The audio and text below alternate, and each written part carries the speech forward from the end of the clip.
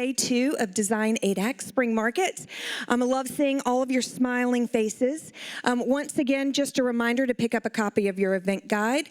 We have more fun events this afternoon and then all day tomorrow. So if you are not already registered for an event that you'd like to attend, be sure to register because things will sell out. Tonight, another reminder that we have our Southeast Designers and Architect of the Year finalist celebration. That's a meet and greet that will be held at the Ernest Gaspard showroom. So if you'd like to meet this year's pool of very talented finalists for our big award that we give out every year during Spring Market, please come to the Ernest Gaspard showroom, and all of the details are in this event guide. Remember, social media, have some fun with us. We've been posting all of the things that you've put on social media that you're tagging us. Once again, that's hashtag Design ADAC, and then our handle is at ADAC Atlanta. And then all of our speakers, our media partners, and our showroom partners' handles are also in this event guide. So be sure to tag them too so that they can see all of the fun that you're having with us during market, and then we'll share everything on our Instagram too. So thank you again. I want to thank the Jane Group for this amazing stage decor. Everything was sourced at ADAC, and if you would like to know where any of the items were sourced from, there is a resource guide in the back of our presentation room, so go check that out. Today, I want to thank our sponsors. That's Englishman's. Remember that we will go upstairs to the Englishman's showroom, that's Suite 417, after this presentation. And I'd like to thank our media partner, that's Atlanta Magazine and Atlanta Magazine's Home. And with that, I'm going to turn everything over to editor Betsy Riley right now. Thank you. Thanks, Kate. So good to see you guys. Good afternoon. And I'm going to start with introducing our panel, who very nicely sat in the order in which your bios. Good. So first we have Roger Higgins, founder of Nashville-based R. Higgins Interiors.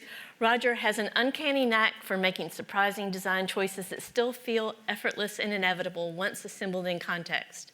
At the outset of any project, he begins by focusing on one deceptively simple question: what is right for this house?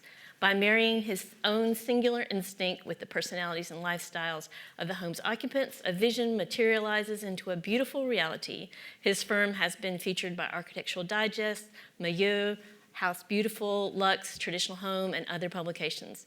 Roger has also been honored as a finalist for the Southeast Designer of the Year and the winner of a Lux Red Award. So thanks, Roger.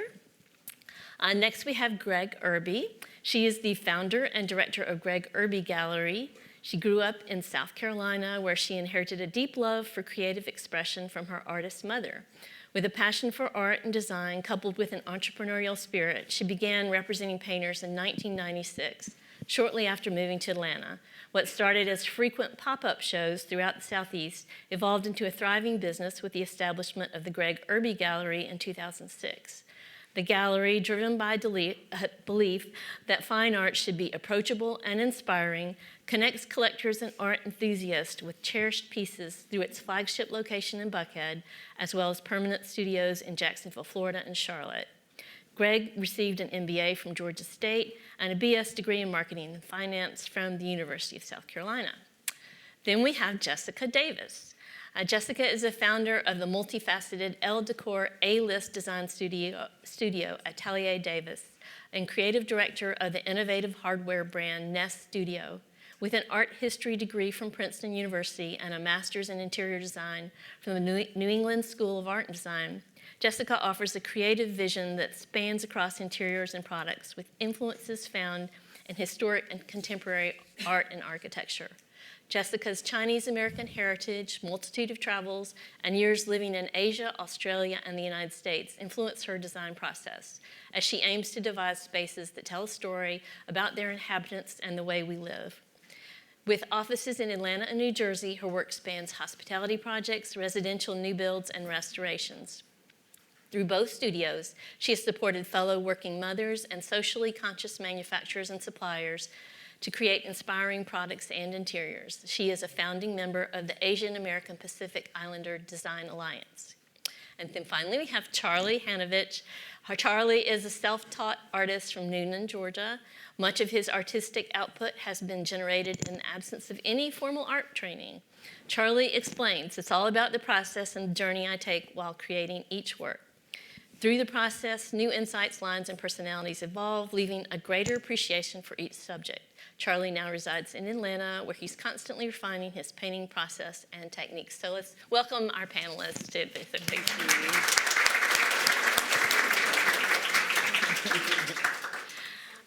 So we have two designers, an artist, and a gallery owner, and I know some of you are multi-hyphenate, different roles, but I just wanted to start with the positive. Like, how would you describe your dream client when it comes to choosing and placing art? And we'll just go down the row.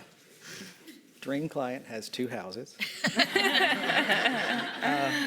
One of them is more formal and one of them is more casual because I can't seem to narrow myself down. They can't expect me to narrow them down. So, but I like it when they have a variety of things that they like. I have one client right now that I think checks the boxes for the dream client. He has an art consultant, and so constantly buying beautiful, incredible, notable artwork, and I get to work with that, which is a huge thrill.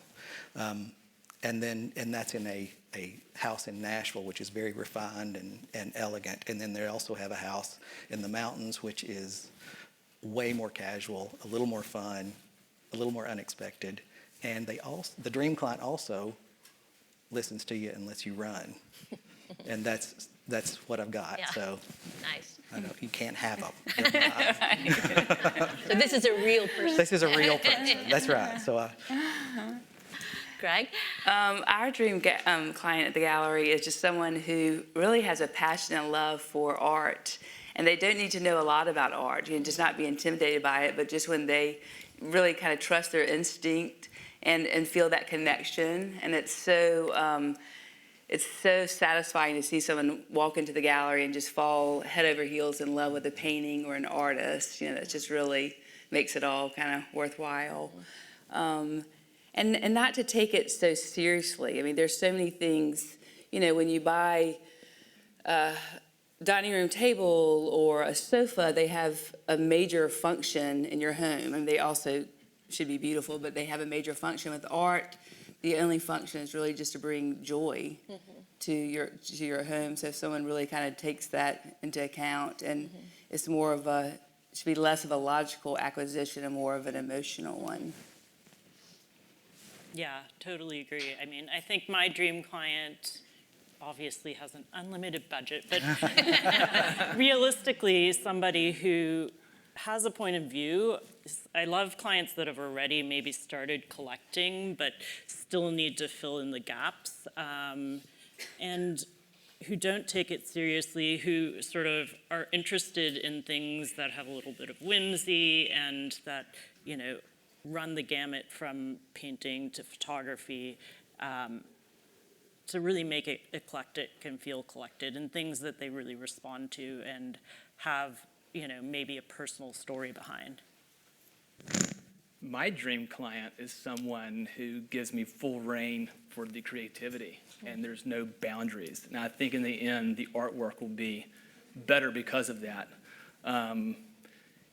It might be myself. I was an art lover before I became a painter, and the painting got in the way, and here I am. So at that time, with no children, no responsibility, I was able to paint whatever I wanted to paint and just kind of throw it up on the wall and see how people responded. So I think that would be my dream client. Yeah. Now, we'll get into the weeds about specifics in a minute, but just sort of quick pass, like the opposite of this. And these people are all going to be theoretical, so don't try to figure out who these clients are. What's, is what you dread or sort of the most difficult situation? when they like to shop without reference for what you're doing at all. And even though you can show them some giant presentation that everybody loves, and everybody goes, "Oh yes, we love it," and then they go out and find the most random, bizarre thing you've ever seen, and random, bizarre, not in a good way, just in a random and bizarre way. Not in personality. Right. So that's where you can't get your arms around it. That's me. Yeah. And from an art gallery perspective, it's more just that overthinking it, Yeah, I mean, to be perfectly honest, I think that we can all agree that a client that doesn't have really a sense of taste can be challenging. But also I think the clients that don't communicate, either because they don't know what they want or they think there's a right answer and so they're kind of hedging around, that can be really challenging. Working with my commissions, people who seem to be more indecisive could be a challenge, but it's not, because I just give them time. And if they're not ready to rock and roll now, when their time comes up, we'll revisit that in 5 years when they're ready. Yeah. So I've been very lucky to avoid that. Yeah.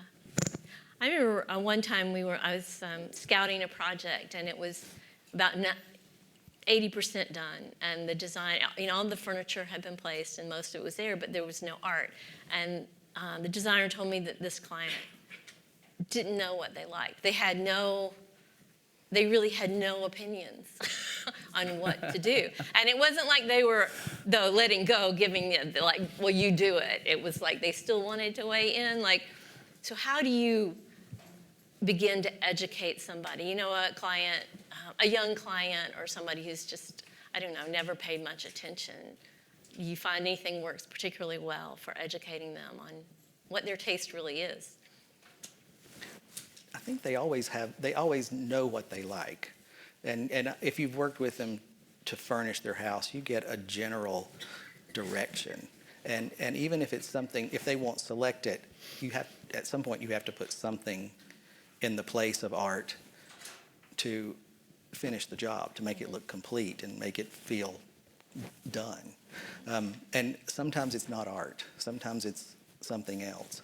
So I try to find things that I know they have an interest in, and incorporate things like that. And it may not be art, it may be something else, but it's just a texture or something to hang on the wall. Yeah. And we don't have to go in order every time now. Yeah. Now it's open season. That's right.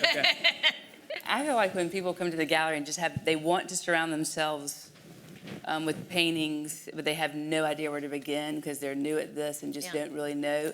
A lot of times we start with color, and I just feel like everyone has innate, intuitive preference or relationship with color. Yeah. And that can just be a great starting point. Yeah. And that changes over time. It has for me at least. And that's kind of fun to see how in someone's art collection over the years how that has changed. It just kind of traces the journey of their time. I think one question, some people, they know their taste too well. It's like they want everything to look just the same. Like they love marshscapes, and so they want 12 marshscapes, Yeah. That's sort of the opposite problem. I don't know if you have any words of wisdom there on guiding clients that are too set in their ways. I've found that it's just as valuable to understand what they do not like versus what they do like. Yeah. And I've played that process of elimination, and you'll end up with something that everybody loves. Yeah, I try to push my clients kind of out of their comfort zone, especially with art. And I think it's important, if they really don't have any kind of opinion, like I'll show them images of my projects or other projects to show them how a certain piece of art might look in a certain setting. You can pair a really traditional interior with something really contemporary and see what they respond to. Are they liking photography, or taking them to galleries too, I think is really important to kind of educate them and see what they like. Yeah. Do you find that, now that you can do, virtually place art, does that help, or is it kind of too flat? And we virtually place daily.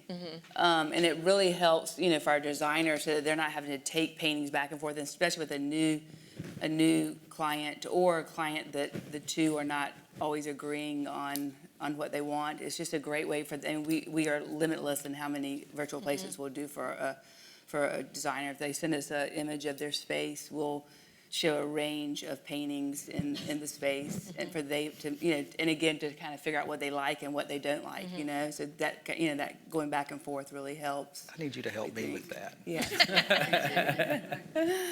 Yeah.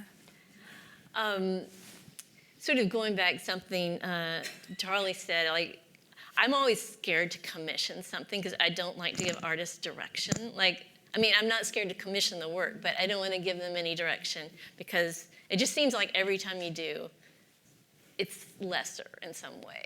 Like, I mean, it's always better when the artist has free reign, I think. But, I mean, how has it worked for you guys when you're commissioning something? You know, sometimes there's a reason you really do want to commission something specific.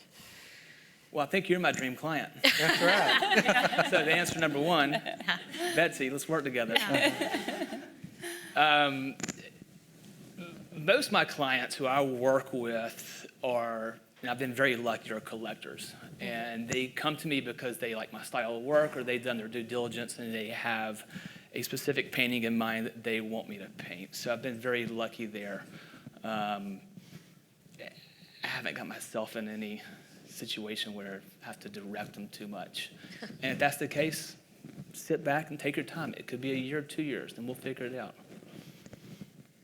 Yeah, I feel like you want to approach the artist knowing kind of what their wheelhouse is.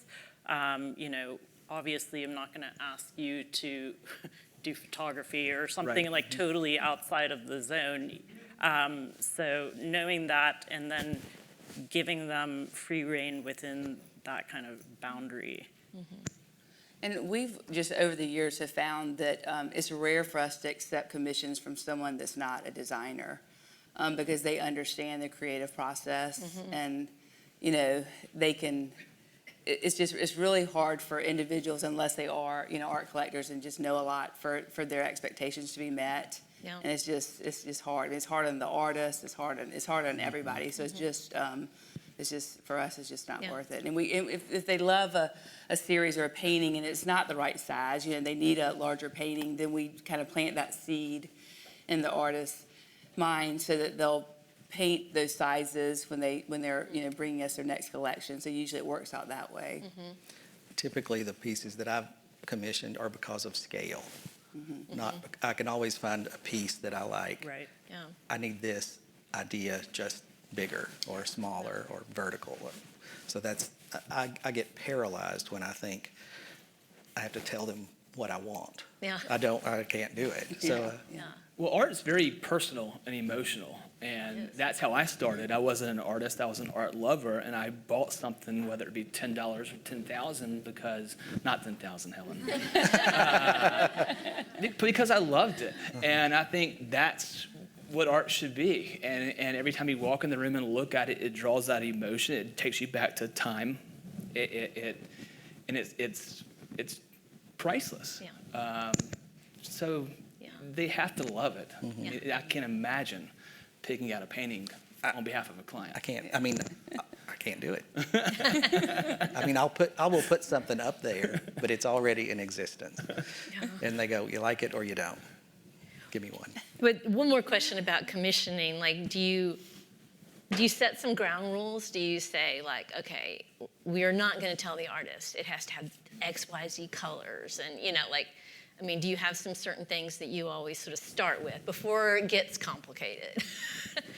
Well, we have just an agreement, and we do tell the artist, you know, obviously the size and the colors and all that, you know, what different paintings that they love.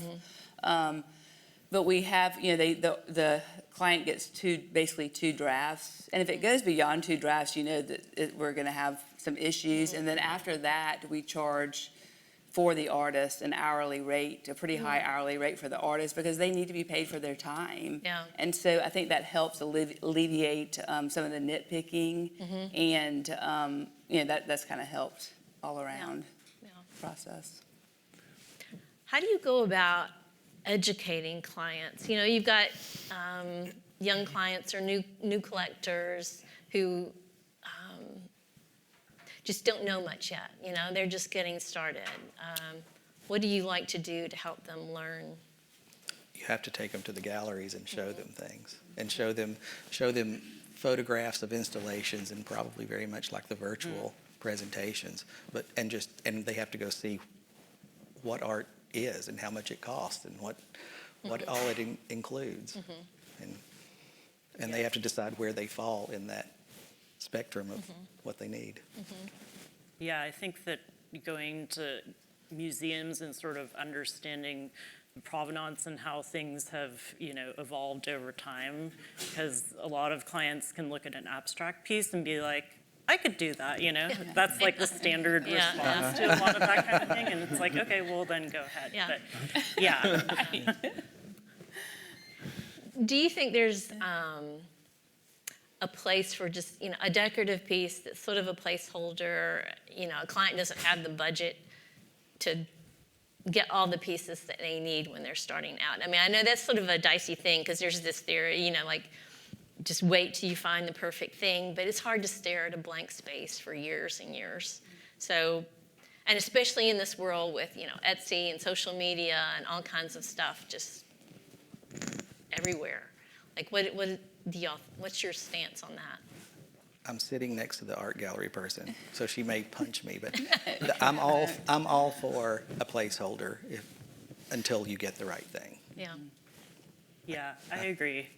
I think that you can kind of place the big things, decide what you want to invest on, and then, I'm a big fan of shopping at estate sales, like antique malls. You can Auctions. find really cool things that are less expensive, especially if you're doing something like a gallery wall where you need a bunch, and then maybe you're investing on like one big piece from a gallery.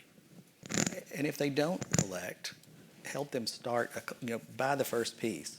If they really are into it, they'll buy the second piece and the third Yeah. piece. Yeah. But you just have to push them off a go Yeah. to get there. Well, a lot of people don't have the confidence to buy. Art's it can be a major purchase. Right. It takes confidence to think this looks good, unless it's matchy-matchy. Right. Yeah. Well, that's why I think it's such emotional. I think a lot of people do this, especially in the South, to ask their neighbor what they think, or their grandmother what they think. I don't even want to ask my husband. It's gone. You should buy art because it speaks to you and it draws that emotion. It's very personal. And I'm speaking on behalf of myself because, again, I was an art lover before the paintbrush got in the way. So Yeah. that's how I did it. Yeah. Okay, we were talking about this a little bit beforehand. Like, what do you do with the person who loves something, but it's really bad? Like, it's, maybe it has some sentimental value. I think you were telling this story about, talk a bit about that wedding thing. That was really, if you want to. Well, that's fine. It's a trend now for people to have live paintings done at their weddings. And sometimes they're horrible. But it's their wedding, so they're kind of attached to it. So I had a client that had one of those, and they wanted to hang it. And it was just wrong on so many levels. So we took it and drastically overframed it. So there was probably 14 inches of just giant white around it. And right over the big Right. And the scale was right, and we put a cool frame that was very contemporary and did all these things to it, and it became not just necessarily about the painting. Right. It was about the scale and the completion of the room. And it helped. It worked. And I didn't actually despise it when I left. Yeah, I think framing is key, and if you have something that you're not sure about, like incorporating it into maybe a gallery wall where there are other pieces that take some of the attention away. People love their diplomas, and sometimes those are great in like the primary closet, Yeah, and we were also talking about portraits, like painted portraits can be very stereotypical, very bad, but They can be great. yeah. They can be great, but Yeah. they can also not be great. And I always wanted to do one of those, take somebody's portrait that's questionable and do one of those like the Queen of England where she's blowing a bubblegum bubble and just put that over the top of it. Yes. And somehow it's fun then, and you can deal. Yeah.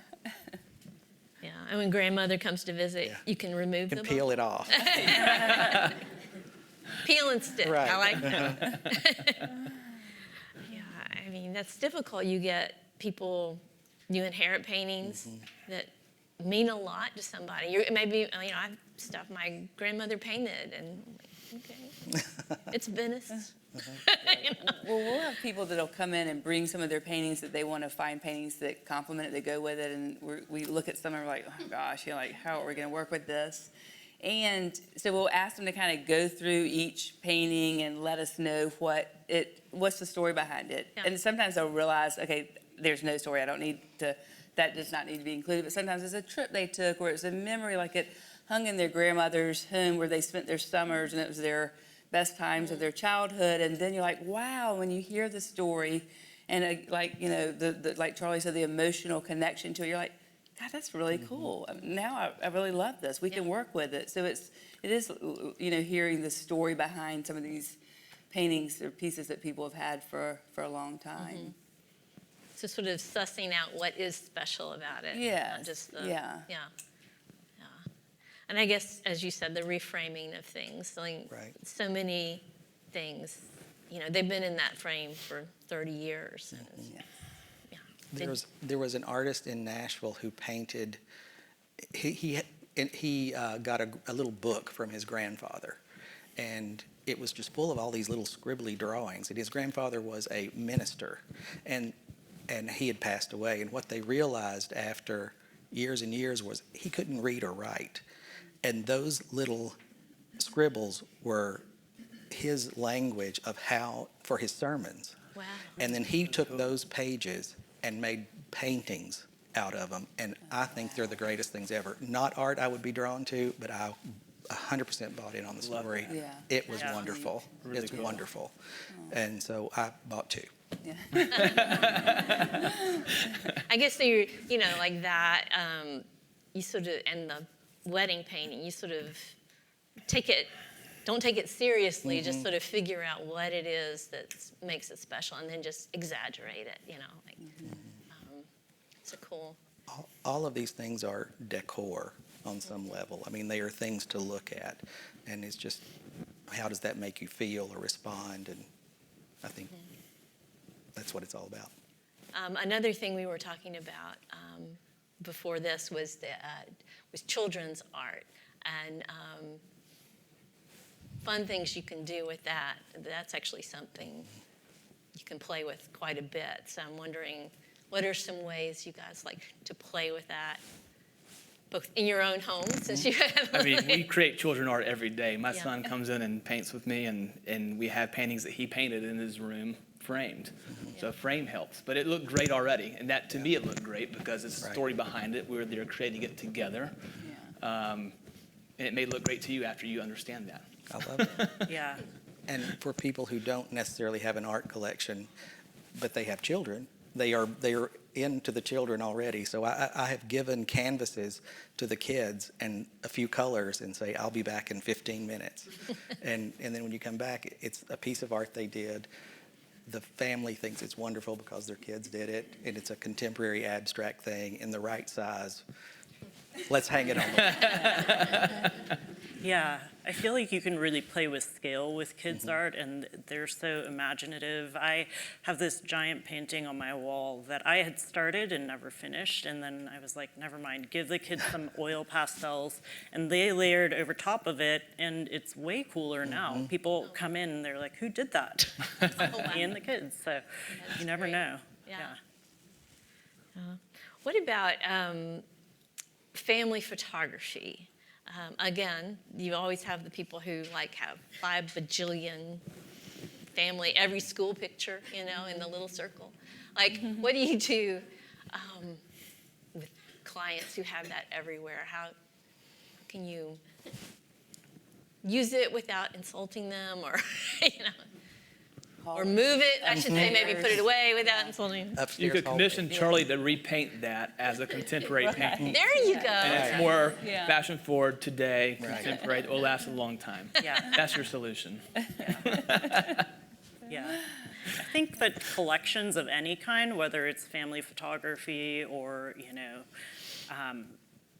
paintings on, like small landscapes, when they're kind of put together, in one spot, they're more impactful and they feel kind of more intentional versus having, your kids' school photographs like scattered throughout your home and then kind of unifying them with framing. And I've had them reprinted in a consistent size, in a consistent color, framed alike, and it looks nice.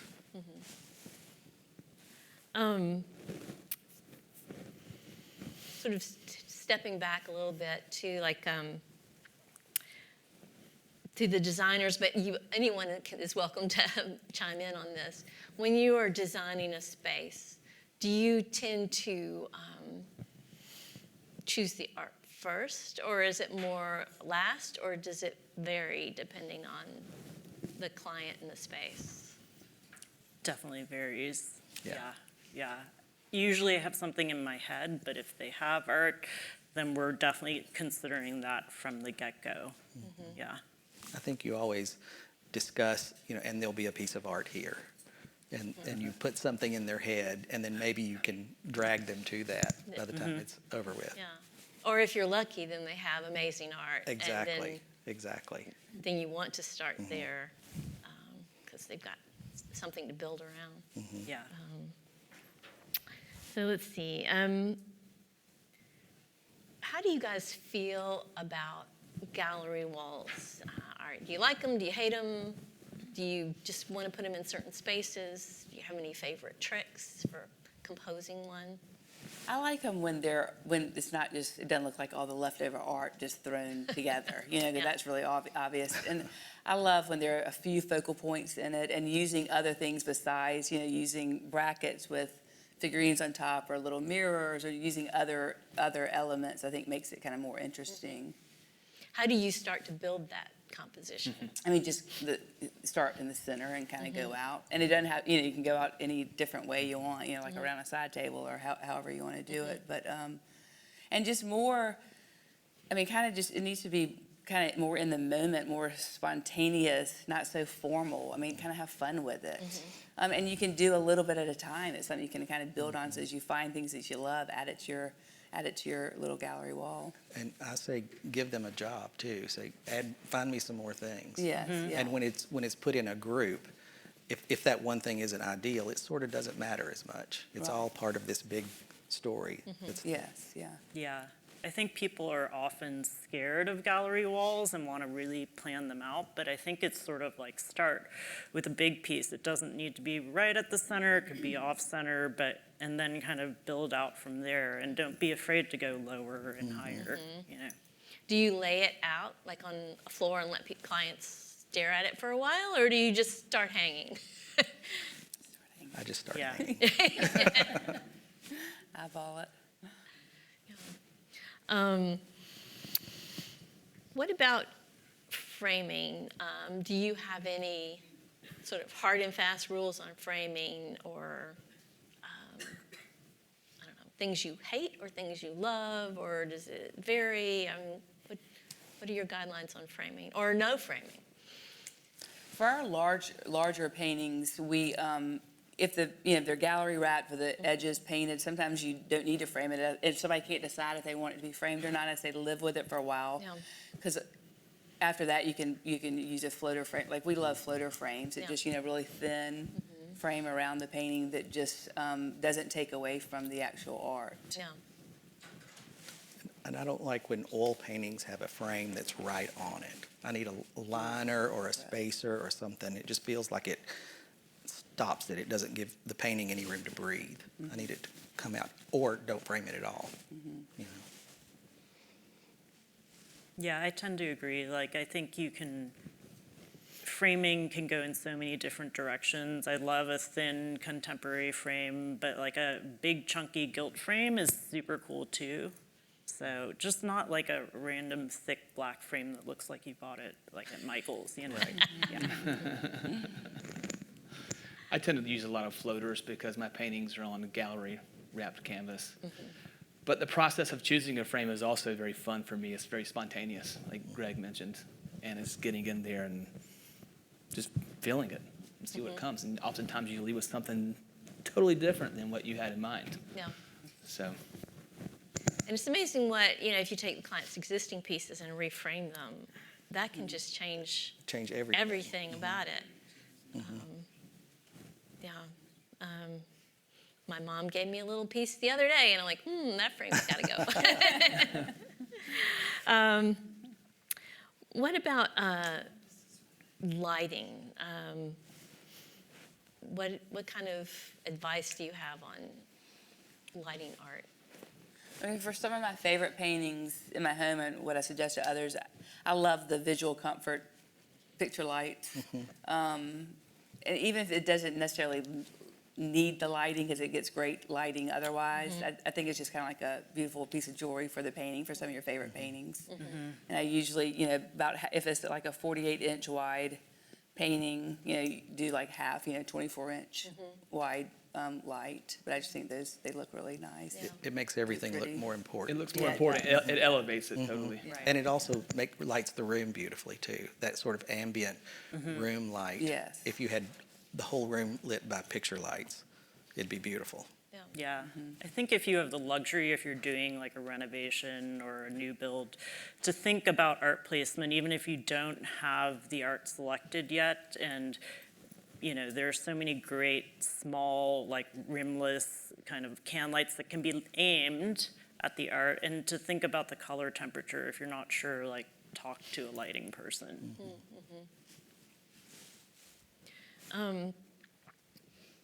What about also mixing media within a space? Do you have any guidelines? Like, okay, it's not going to be all oils, it's not going to be all photography, or it is going to be all, one thing or the other. Do you have any sort of rules of how you compose the art in a room? Or do you just feel your way? I think you go into it. Typically, I will mix it all together. I think it makes the aesthetic of the room more timeless. If you go to some very specific point and place, it dates it somehow. But if you have contemporary art and old oil paintings and photography and sculpture and all of those things, it allows you to mix periods and things together, and it shows that the client has a great appreciation for lots of things. And so I'm for mixing it up. Yeah. Definitely mixing. Yeah, I like to mix as well. Although we did a gallery wall yesterday, and the client had these old sort of paintings from her grandmother, and they were kind of questionable, but we grouped them together and made this gallery wall, and it was really impactful and looked really cool, I thought, at the end. So I think in that case, like putting them all together kind of made sense. A mixture tells a story. I mean, you can totally follow a timeline of when they collected it, and there's a story behind it, versus staged. Right. Now, I'm not an interior designer, so that's just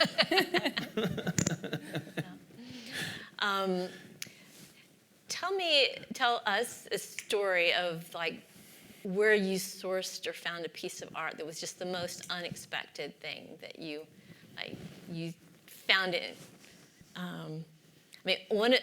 One of my favorite pieces is like, it's the only piece that still has chickens on it that I've allowed to stay in my house, which my husband doesn't understand. He's like, where did the chickens go 30 years ago? But I was just driving past a barn, and I just saw this little color out of the corner of my eye, and I sort of turned around and went back, and it was a UGA retired artist who created these cool mixed media pieces. And I don't have his name, which just kills me, and I can't read his signature. But yeah, it's still one of my favorite pieces 30 years later. It's not in the living room, but anyway. Trying to think. The oddest thing I've hung on the wall is a French racing bicycle that was at a home where it was a sort of mid-century Western contemporary kind of thing, and they had all sorts of crazy, funky things, and he wanted something over his desk, and he had this incredible bicycle that he didn't ride, but he collected. And we hung it up there, and it was this beautiful turquoise color on a wood-paneled wall, and I love the way it turned out. Yeah.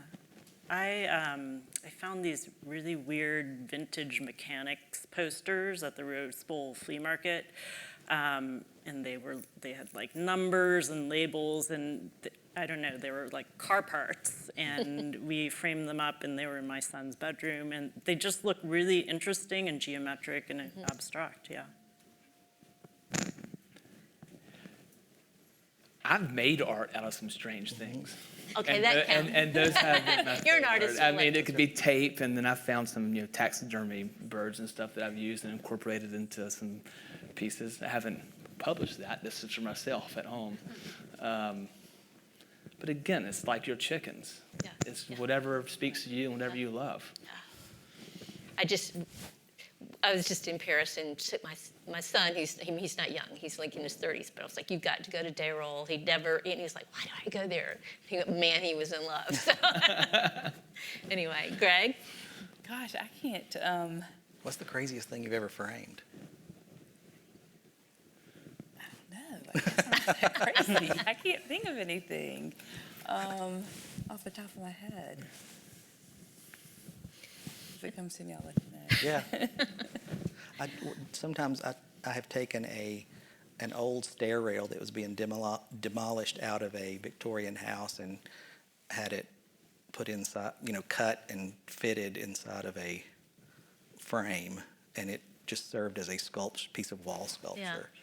Something like that, Yeah. I think, is kind of nice and fun. It's fun to do those things. They weren't meant to be art. Or then also, there's so many pieces that graphic designers created that were really art, but they were not appreciated at the time. I mean, I'm sort of fascinated by all these mid-century female designers who just got no credit whatsoever. That's the book I want to write someday. That's good. But yeah, it's amazing what you can turn into things. So I want to leave some time for some questions. So I think that Katie's got the microphone. So If you'll just let me get to let you. Katie. We are recording all of our presentations, so I promise I'll get to you quickly. Hi.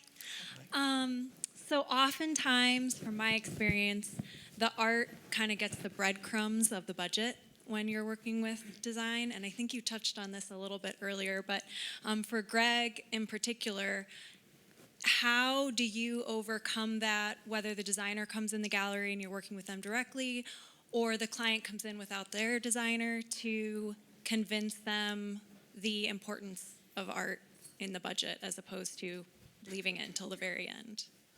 Well, I mean, it's kind of hard to convince them because we don't want to sound like a used car salesman of the getting to the money part. But just, we try to offer a wide range of prices in the gallery so that those that don't have the budget can you can buy beautiful art like works on paper, and we can help them frame it economically so that they can really have some great art at good prices. And usually we realize that once they take that home, they kind of catch the bug and realize, okay, I'm going to save up for more art because I love this. But it's just you got to just start real gradually, and just with small pieces or works on paper. Yeah, we were talking about this earlier and the budgeting, and we always try to create a budget at the beginning of the project that includes the art and the accessories and has a lump sum so that the client's not surprised at the end or it's not an afterthought. I think if they love the art, they will come back. So it may not happen in the initial install per se, but it could happen a year or two later because they cannot get that out of their head. So they're sitting there saving for it. Right. I always encourage my clients to buy pencil drawings, and even at auction and in all sorts of locations, you can find pencil drawings out of sketchbooks of well-known artists, and it gives them something that they have a name they can recognize. Yes. And they can put a value to it, and it feels like a real thing. And then they start looking for that, and it just sort of starts the bug. I agree.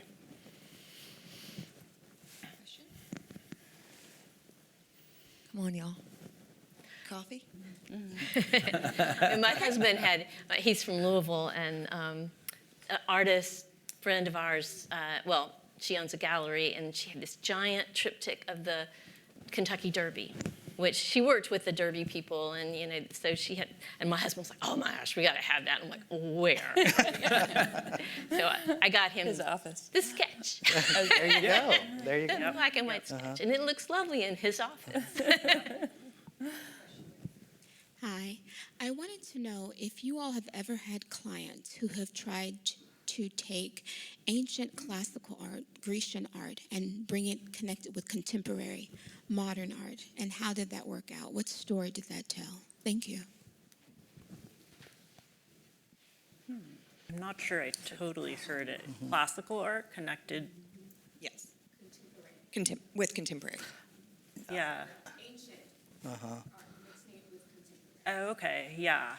I mean, I don't know that I've had specific clients, but I think that if it tells a story, like a through line in the pieces and the subject matter, I think that's kind of cool.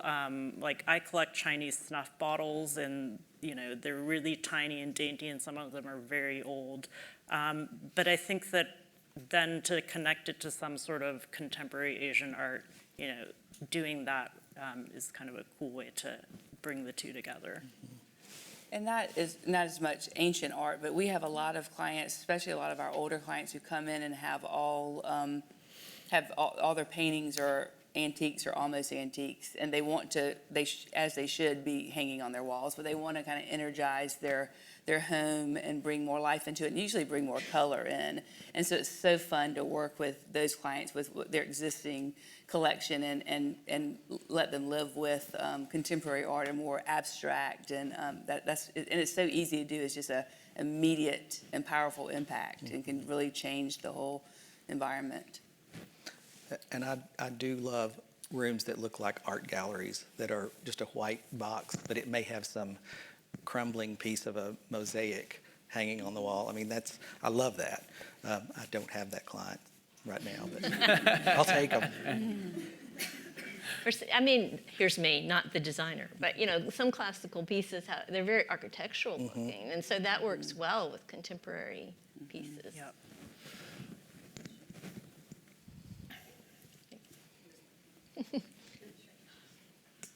I kind of know the answer to this question, but I'm going to ask it anyway, because we have a friend, my sister and I, who has every inch of her home plastered with art. And some of it she's painted herself. And my sister and I are always at odds with, does the eye really need to breathe? I mean, can you just can you just put it everywhere and not have any empty space on the walls? Because you love all the pieces you have and you want to showcase them. I think, to each his own. So I think if done well, you can do that. I think it's definitely challenging. It's nice to have a little space to breathe, as you said, so that you can actually appreciate the artwork. Even in like a gallery wall setting, you need a little bit of space. And I've seen like installs that designers have done that I think is so amazing, when they use a really bold color for the background, usually like a bold, deep color. Then they put the paintings everywhere, and I think that kind of adds a great spark to it. So it's not too much. So it's just the way the designer or whoever's hanging, how they place the art is so important. But then there's Iris Apfel. We can't all be Irish. There was no room to breathe, and I'm fine with that. You can't breathe in my studio. I'm starting to hang paintings on the ceiling now. So. Right. Questions? I have a question. It'll be for all four of you. But for our designers on the stage, is there a piece that was in a client's home that was just something that was so amazing and you haven't ever been able to forget it? Or Gregg, that was in your gallery that maybe went to a client's home but you've never forgotten it? Or Charlie, I know this is probably hard for you, but something that you've just created that you just think about often? It's not for sale. It's hanging in my studio, and I look at it every day, and it brings me a ton of joy and brings me back a lot of memories. I've had art that I've loved that's been unfortunately damaged, and have recently played with that with my role and as an artist and not repairing it back to its original state, but adding my contemporary flavor to it. So the bubble gum on top of an old painting, that same concept. Yeah. I recently did the Southeastern Show House, and I bought this giant painting, and it hung in my home for a while, not really knowing where it would end up. And it just spoke to me so much that it ended up being kind of the jumping off point for the whole scheme and palette of the room in a kind of subversive, abstract way. So I love doing that when there's something really big and impactful, and kind of thinking through how can we make that a through line in the rest of the furnishings of the room. It's really cool. And for me, whenever, I get first dibs on what comes into the gallery. So when I see something that I love, I buy it and take it home. And if people ask me if I move things around, I really don't. But I've had no regrets of what I've bought and really not bought, you know? To me, it's whatever the last thing I had to have, you know, because there'll always be some. There's more. There's always more. That must be hard to recognize, though, if you really love something. You have to have it. You have to have it. Exactly. Do we have any more questions, the audience? What Kelvin temperature would you say displays art the best? In a gallery or in a... 3000 is supposed to be the sort of, it color renders everything as it's supposed to look, as the artist intended it to. But I think a lot of homes, you know, and lamps and stuff are at 2700 Kelvin, which is kind of a warmer light that feels more cozy. Right, and you can mix those two together in the same room and it not be an issue. But if you do the fine art that is rendered, the colors the way they're supposed to be, and then the ambient light or chandeliers or things like that, everybody looks good. Exactly. So you need it all. But nothing brighter than 3000. And at some point, if it gets much below 2200, it's candlelight. Can't see it. I'm not an expert in this at all, but I enjoy sometimes not having a specific light. I enjoy watching the piece throughout the day with the sun hitting it, and it changes, and it's a completely different art at 9 a.m. versus 5 a.m. It's a completely different art when the winter shadows hit it. That's fun for me. Now, you know, a masterpiece probably needs the right light. If it's in the basement. Basement. The base. Right, anything else before we close out? No? Okay, wonderful. Well, Betsy, anything that you want to close out with? Well, just let's all go up to Englishman's and we can continue the conversation there. And thank you guys so much for coming, and to all our panelists. It's been fun talking about this, and now I want to go home and rearrange everything.